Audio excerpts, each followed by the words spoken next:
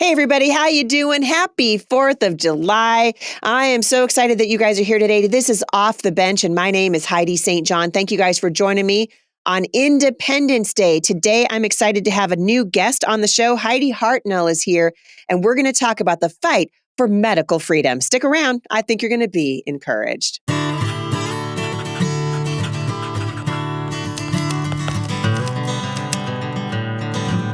All right, you guys, so I hope you're having a great day celebrating Independence Day. I'm going to be in Longview, Washington today at the Go Forth Parade, marching in the parade with my family and just having a hoot and holler and good time. So if you're anywhere in Cowlitz County, coming out and say hello. We are going to be marching for freedom, and that's what we're all about here in the United States. This country was founded on the principles of freedom, that we have been given certain unalienable rights, and among those are life, liberty, and the pursuit of happiness. And today I'm excited to have Heidi Hartnell on the show.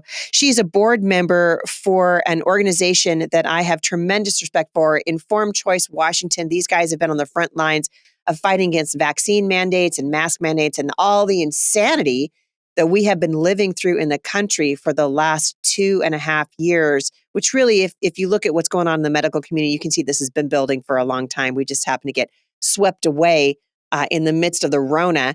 And so I ran into her in Wenatchee recently, asked her to come on the show. I'm thrilled that she's here. Heidi Hartnell, welcome to the podcast.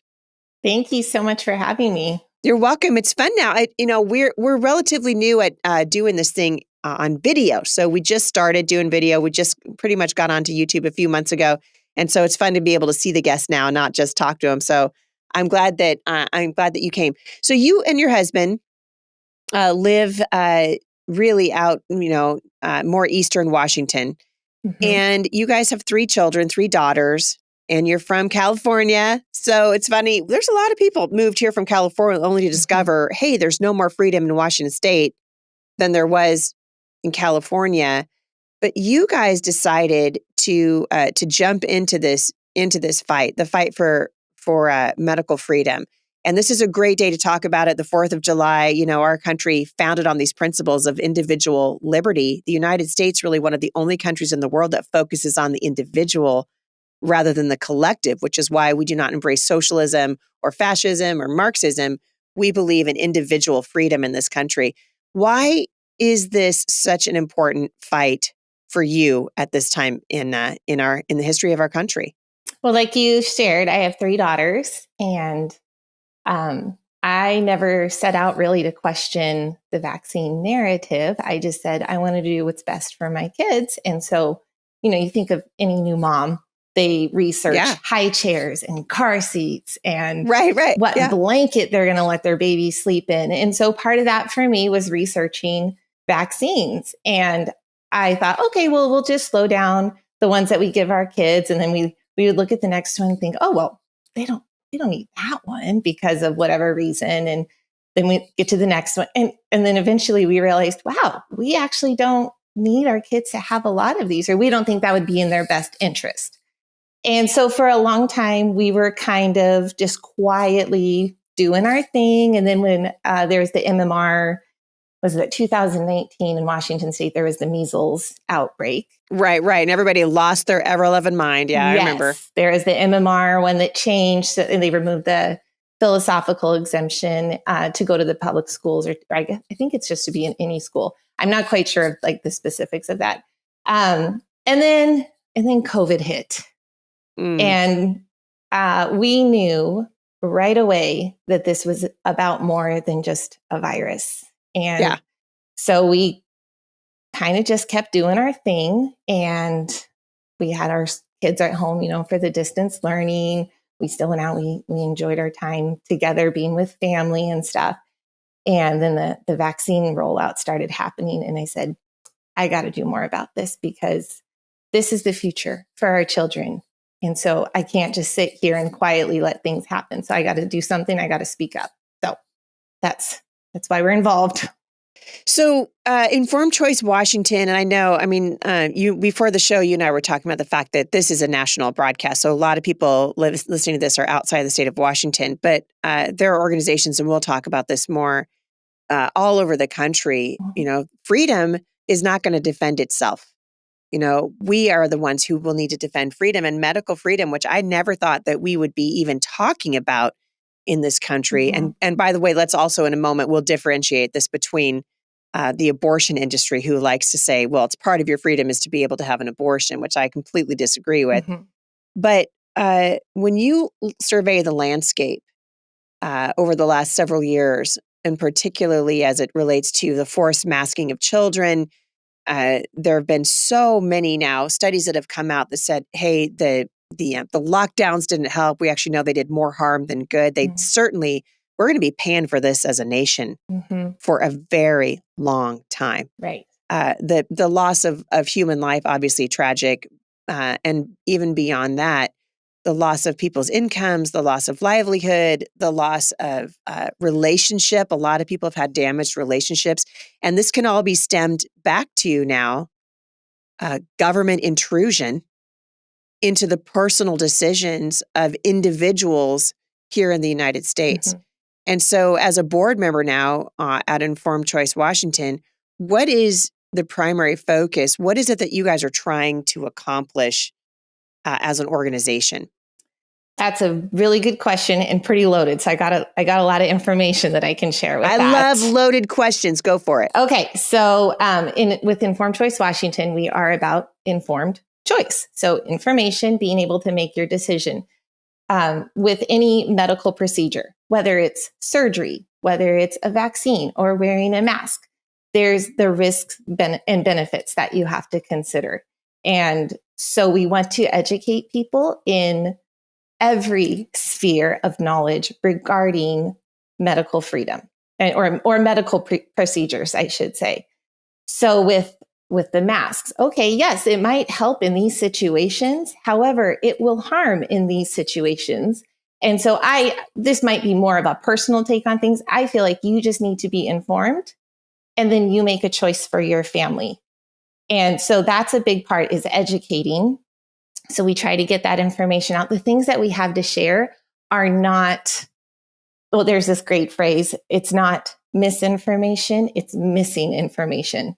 So these are not lies that we're pulling out of thin air. The things that we have to say can be backed in looking more closely at the scientific studies, at the vaccine trials, all of the kind of things, they say follow the science. Well, when you really do look and follow the science, there is a lot of information that we're not being told. And so part of Informed Choice Washington is we want to make sure that information gets out there.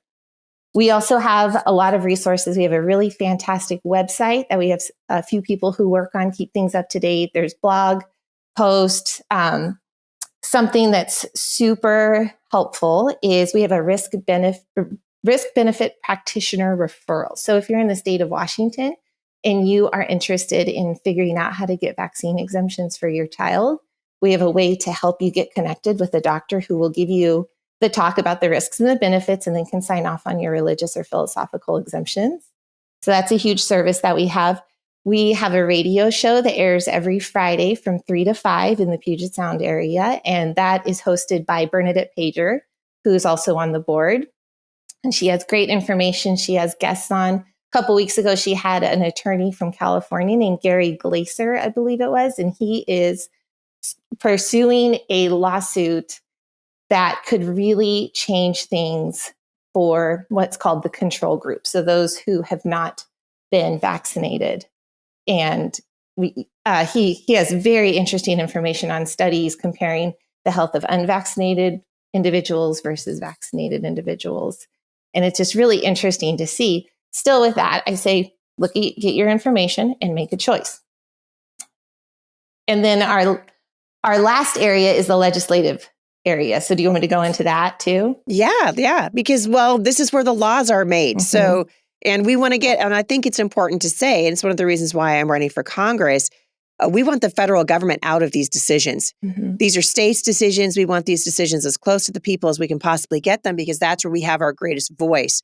And so if we're going to be talking about legislative fixes to things like government overreach into medical decisions, and frankly, the Supreme Court just did this, right? Mm-hmm. When they reversed the disastrous decision that was Roe v. Wade, they didn't do it based on moral reasons, right? They did it because it was never an issue for the federal government.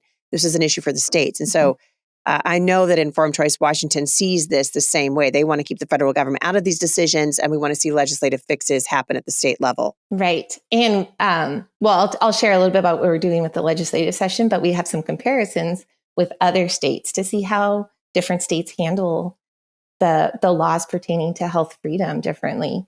So when it's the legislative session, we have a few people who keep a very close eye on bills. There's Bill Track 50, and they put in a few search terms that we really want to know what kind of bills are being dropped. And then we have a email sign up list that people can get emails saying, hey, there's this bill that is going to be voted on or is coming to the floor. And, I did government in high school, and then I didn't think anything about it. So I'm still learning all my government stuff. So I'd say never let people, never feel like not having knowledge of how the government works stop you from being involved. You just get in and you go for it. So thankfully, there are people who know a lot more than me about how all of this works specifically. But anyway, so you can get on our email list, and we'll help people understand which bills are being discussed specifically pertaining to health freedom. And then you can contact your elected officials and encourage, if they're on the committees and stuff, encourage them to vote or to speak supporting a bill or speaking out against a bad bill. There's been a few bills that some of our members have drafted and found sponsors for within the session.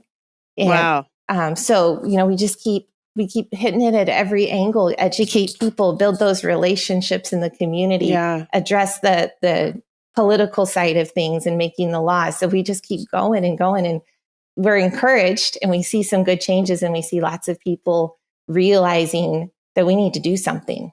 Boy, and that's the key. That really is the key. We're going to take a quick commercial break, and we'll be right back. All right, so I want to jump into the comparison that I keep hearing people make between medical freedom, which is what you guys are all about at Informed Choice Washington, and abortion. And I would imagine, because these are questions that are being really punted now because of the Supreme Court ruling, the states are going to have to pick this conversation up again. And I wonder, like I was thinking about informed choice, and it seems to me that if a woman wants to get an abortion, she should be informed about what that actually is, right? Right. Maybe you're able to see your baby in the womb, or you have to watch a video of an abortion that's done at your week, however many weeks you are. A woman wrote to me a couple of days ago and was talking about an abortion that she had at 27 weeks gestation, which is just horrific. It's hard to even comprehend. But it's not the same thing, is it? So when you talk about medical freedom and the right to choose whether or not you get a vaccine, something in your body, because that's the whole point, right? Bodily autonomy. Where do you make the distinction? Why is it different? Well, so in my opinion, not necessarily an official representation of Informed Choice Washington, I would say that when you have an abortion, you're harming that child that's in your belly. It's not your body. Yeah. And I think, any mom that's had a baby, I remember the first time I felt my twins kick probably each other. And then when I had my third one, I remember I was on an airplane coming here to Washington to visit my family, and that amazing feeling at 14 weeks. But then even before that, when you go to the doctor for the first time and you hear their little heartbeat, and fun thing with my twins, we heard one heartbeat, thought everything was fine, went back 6 weeks later and found out there was two of them. So, but even from that first time you hear a heartbeat, like that is a different person in your body. Yeah. And everything I did for me, I knew was going to affect them. And so that's how it's so different, because then with the vaccines, if they say, well, it's going to affect other people in the community if you don't get vaccinated. Right. Well, that's clearly not the case with the COVID vaccine. Yep. And there's other vaccines, childhood vaccines, that don't necessarily protect other people. The concept of herd immunity is not as we were told it was. And I think in a lot of these cases, you can follow the money. It wasn't that long ago that Fauci finally admitted that his $10.4 million portfolio had been buried. And if you look and see what's happening on the news and what's happening with the general population and the trust of the CDC, I mean, I believe that in April of 2020, it was like 70% people trusted the CDC. If you look now, I think they're below 45%. And I would say probably some people ignore them too. Like before, Absolutely. I didn't pay attention to what the CDC said. I just parented my children the way I knew was best. So we prayed for wisdom. We sought counsel of our family, other people, older families in our church. Right. Yeah. We didn't need the CDC. No. And I would argue we don't need them now. Right. And the same with Father Fauci, the high priest of the Branch Covidians. It's the same thing. When people first heard about him, he sort of made a splash on the scene. We're like, oh, okay, this guy seems like a good guy. Well, then we realized these people this is all about money. It's all about control. Same at the government level. And it's interesting to me to note that the voices that have stood out for freedom, for medical freedom, have largely been silenced. And I think we're starting to see now that the data is coming in. The empirical evidence is in now. So we know that people are dying who have been vaccinated. And I've said this on the show before. Both of my parents, after getting the COVID vaccine, they both contracted COVID. My dad passed away from it in December of last year. And my mom contracted COVID. And it was regardless of the fact that they had both been vaccinated. And so the American people should have the right to choose, and they shouldn't be ostracized for it. That's another really important piece, I think, of fighting for freedom, is to say that if somebody makes a decision that's right for them with regard to a vaccine, to an injection, whatever it is, again, I don't want to conflate this with abortion, because I keep getting people writing me in saying, if you care about choice and medical freedom, then you should care about making sure women have the right to abortion. I see them as completely different conversations with a completely different set of values that we're talking about. Absolutely. But for parents with their children, it seems to me that parents should be respected in the decisions that they make for their families. And you guys are really standing up for that, pushing initiatives, informing people. There are a lot of people listening to this today. In the next 3 minutes that we have left, talk to people about how they get involved. If they're concerned that this can happen again, now we know it can happen, right? I think when this happened and Biden stood up in front of the White House and said, hey, we don't have the authority to mandate a vaccine, then they did it anyway, knowing that there was a breach of their constitutional authority. They don't have this kind of power, but they took it anyway. People lost their jobs. People lost their lives. We know this can happen now. It likely will happen again unless we make steps right now to limit the authority of people that are making these decisions. How can people get involved?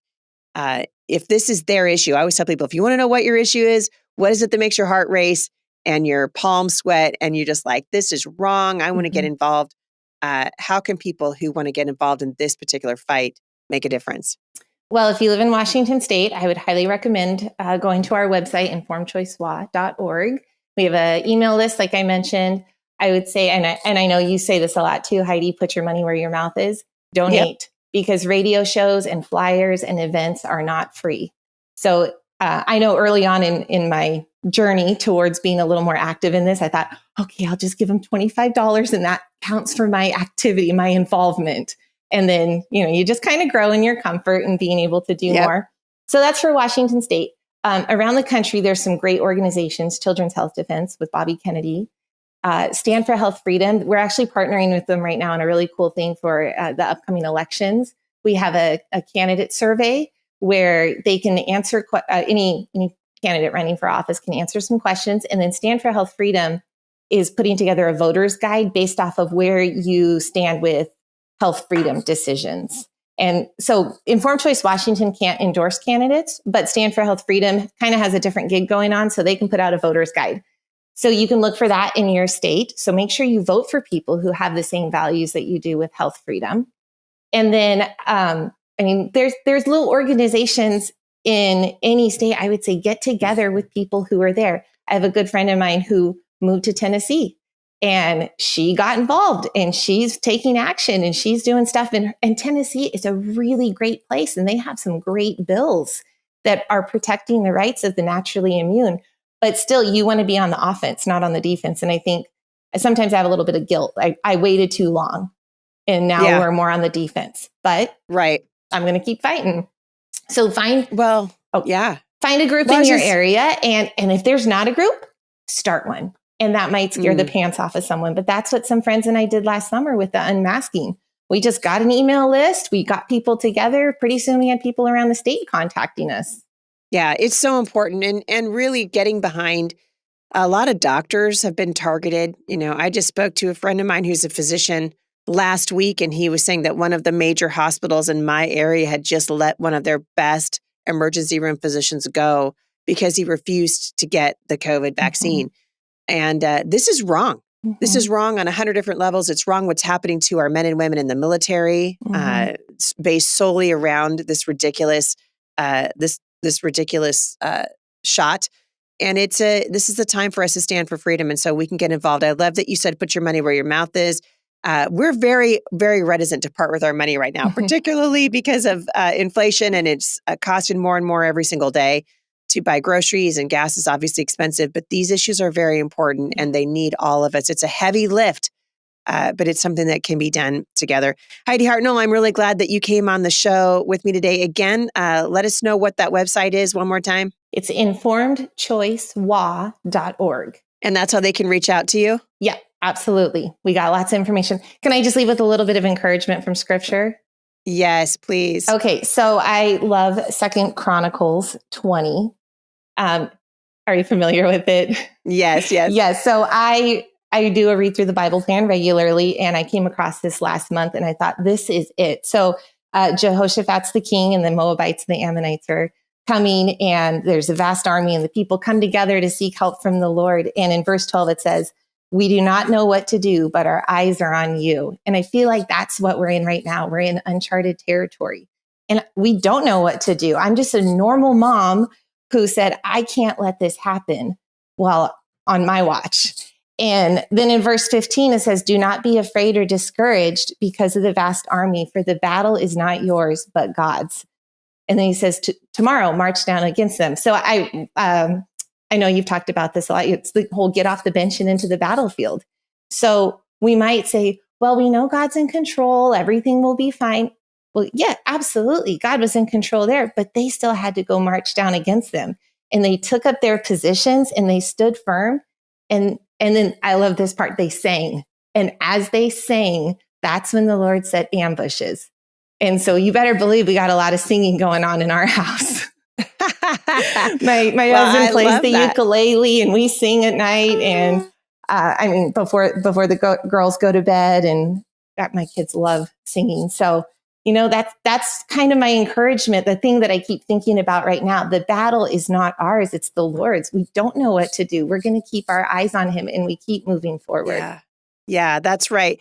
And we get involved. I mean, it's like, it's just, we often talk about the story of David and Goliath. Well, David didn't sit home and wring his hands. He actually went out and he faced the giant, and God gave him the victory. When the Israelites won the battle against Jericho, God sent in the worshipers, and they marched around the city of Jericho 7 times, and they sang with their tambourines and the harp and the lyre and all those things. And God did amazing things, but he works through people, through individuals. And we have an incredible opportunity right now because we live in a free country. So we have the opportunity to engage. That's exactly right. I'm not going to lie. There's times when I'm terrified, but there's so much joy in knowing God's using us. He's using everyday people. Yeah, it's exciting. It's an amazing time to be an American. It's an amazing time to know the Lord and to just be able to stand for freedom wherever you are.